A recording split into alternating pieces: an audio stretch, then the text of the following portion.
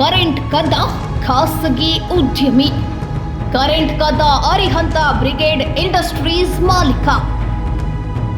ಕಾಗವಾಡ ತಾಲೂಕಿನ ಶೇಡ್ಪಾಳ ಗ್ರಾಮದಲ್ಲಿ ನಡೆದ ಘಟನೆ.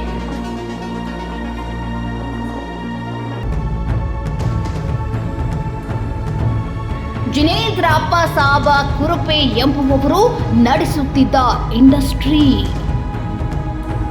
ಸುಮಾರು 7 ರಿಂದ 8 ತಿಂಗಳುಗಳೇ ಕಳೆದರೂ ಯಾವ ಕ್ರಮವನ್ನೂ ತೆಗೆದುಕೊಳ್ಳ ಅಧಿಕಾರಿಗಳು.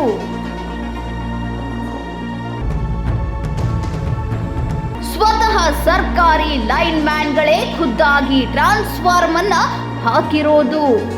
ನೋಡಿ ಎಂತಹ ದುರ್ದೈವ ನಮ್ದು. ಸರ್ಕಾರಿ ಅಧಿಕಾರಿಗಳೇ ಕರೆಂಟ್ ಕದಿಯೋಕೆ ಸಹಾಯ ಮಾಡ್ತಾರೆ ಎಂದು ಕೇಳಬಹುದಾಗಿದೆ.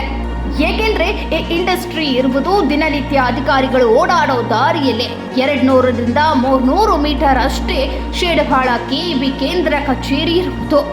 ಕಣ್ಣಿಗೆ ಕಂಡರೂ ಯಾವುದೇ ರೀತಿಯ ಕ್ರಮವನ್ನ ತೆಗೆದುಕೊಳ್ಳದ ಅಧಿಕಾರಿಗಳು. ತಿಂಗಳ ಹಿಂದೆ ಅಷ್ಟೇ ಬಂದ ರಾಹುಲ್ ವಿಭಾಗಾಧಿಕಾರಿ ಘಟನೆ ಗೊತ್ತಾದ ತಕ್ಷಣ ಸ್ಥಳಕ್ಕೆ ಧಾವಿಸಿ ಸಪ್ಲೈಯನ್ನ ಕಟ್ ಮಾಡ್ತಾರೆ.